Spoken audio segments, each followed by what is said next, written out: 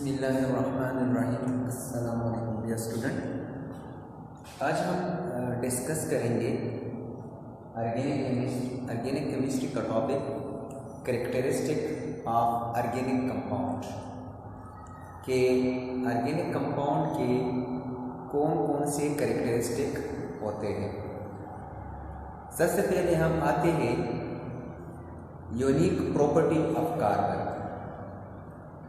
Organic compound में आपने देखा होगा कि कार्बन जो होता है कार्बन के साथ उसने बॉन्ड बनाया होता है, यानी एक कार्बन दूसरे कार्बन के साथ बॉन्ड बनाता है, दूसरा कार्बन एक और कार्बन के साथ बॉन्ड बनाता है, एक और कार्बन एक और कार्बन के साथ बॉन्ड बनाता है और एक चेन बनाता है।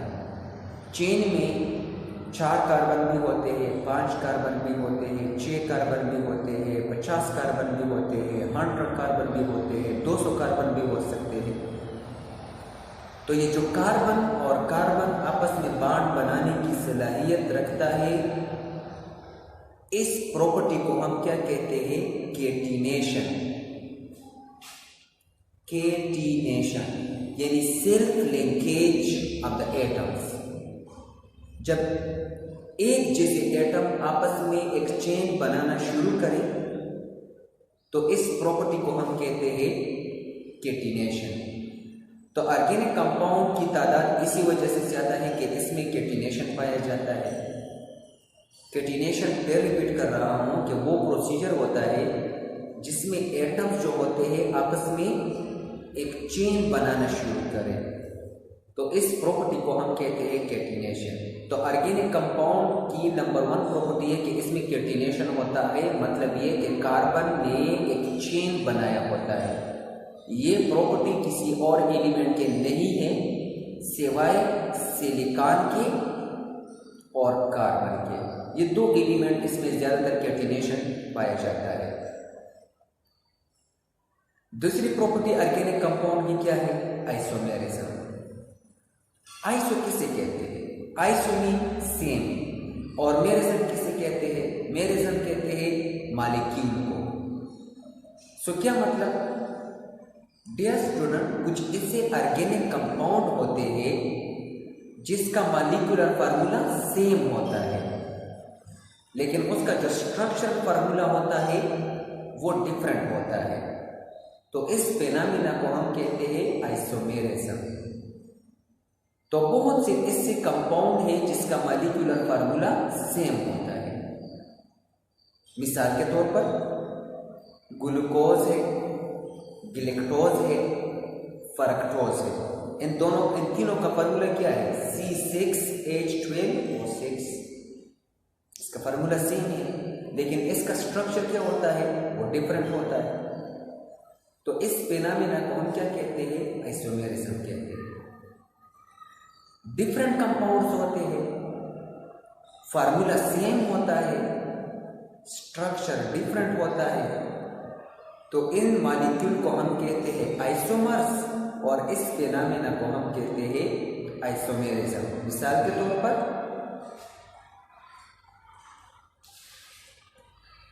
ये कंपाउंड जरा देखो, डाई मिथाइल ईथर और ये ethyl alcohol. 2 carbon 6 hydrogen 1 oxygen, 2 carbon 6 hydrogen 1 oxygen. इसका स्ट्रक्चर इस तरह होता है। Structure mean arrangement of the atoms. इसका स्ट्रक्चर इस तरह है।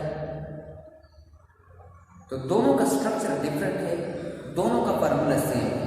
तो हम कहते हैं कि dimethyl ether is the isomer of ethanol या ethyl alcohol. So organic compound में आइसोमेरिज्म फेनोमेना पाया जाता है। ये किसकी मदद से मालूम करते हैं? ये स्ट्रक्चर स्पेक्ट्रोस्कोपी एक टेक्निक से, इस टेक्निक की मदद से हम ये मालूम करते हैं। इसके बाद है तीसरा कैरेक्टर, नॉन आयोनिक कैरेक्टर। जो ऑर्गेनिक कंपाउंड होता है वो कोवेलेंट बॉन्ड के नतीजे में बनते हैं। और कोवेलेंट बॉन्ड में क्या होता है, म्यूचुअल शेयरिंग ऑफ इलेक्ट्रॉन होता है। तो अगर म्यूचुअल शेयरिंग ऑफ इलेक्ट्रॉन होता है तो उसमें तो आयंस नहीं बनते। इसमें आयंस तो तब बनते हैं जिसमें कंप्लीटली ट्रांसफर ऑफ इलेक्ट्रॉन हो जाए। तो इसमें तो आयंस नहीं बनते। अगर आयंस नहीं बनते तो इसका मतलब ये है कि ऑर्गेनिक कंपाउंड आयोनिक नहीं, ये कोवेलेंट कंपाउंड, और इसमें आयोनिक कैरेक्टर नहीं पाया जाता। ठीक है। इसके बाद ये सॉल्युबिलिटी। इससे पहले भी हम पढ़ चुके हैं कि हमारे पास ये कंपाउंड दो किस्म के होते हैं, एक पोलर होता है और एक नॉन पोलर होता है। पोलर कंपाउंड वो होता है जिस पर पार्शियली पॉजिटिव चार्ज और नेगेटिव चार्जेस है। नॉन पोलर वो होता है जिस पर चार्जेस ना हो। ये मैं पहले ही डिस्कस कर चुका हूं इन चीजों को।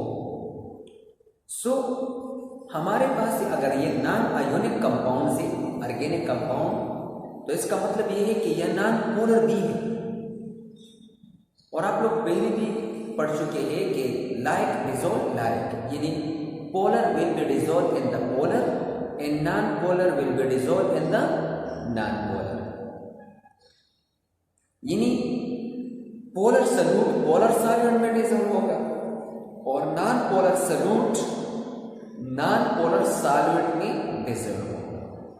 ठीक है। इसके बाद है rates of reaction. Organic compound में जिस तरह ऊपर हमने पढ़ा कि ऑर्गेनिक कंपाउंड में कौन सा बॉन्ड होता है, कोवेलेंट बॉन्ड होता है। ठीक है। ऑर्गेनिक कंपाउंड में कोवेलेंट बॉन्ड होता है और कोवेलेंट बॉन्ड जो होता है वो म्यूचुअल शेयरिंग ऑफ इलेक्ट्रॉन की वजह से बनता है, जबकि ionic bond completely transfer of electron की वजह से बनता है। अगर हम आयोनिक कंपाउंड का एक्वियस सॉल्यूशन बनाएं तो उसका एक्वियस सॉल्यूशन जो होता है वो आयोनाइज हो जाता है, यानी आयन में तकसीम हो जाता है आयोनिक कंपाउंड, जबकि ऑर्गेनिक कंपाउंड्स एक्वियस सॉल्यूशन में आयोनाइज नहीं होता। तो फिर ये जो आयोनाइज सॉल्यूशन होता है उसका रेट ऑफ रिएक्शन ज्यादा तेज होता है। कैसे?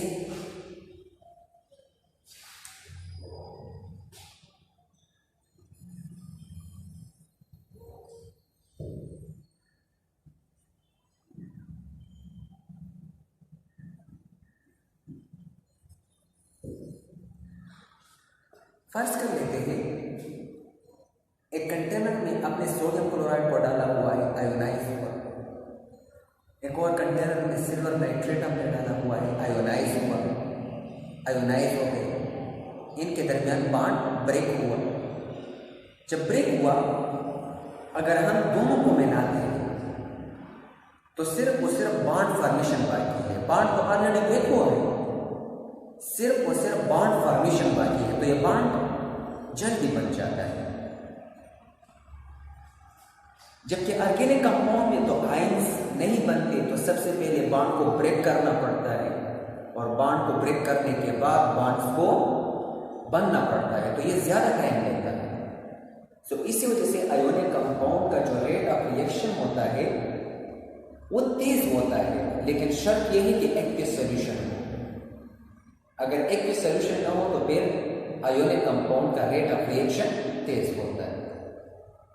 होपफुली आपको ये क्लियर हुआ होगा कि कैटिनेशन किसे कहते हैं, आइसोमेरिज्म किसे कहते हैं, नॉन आयोनिक कैरेक्टर क्या होता है, solubility and rates of reaction.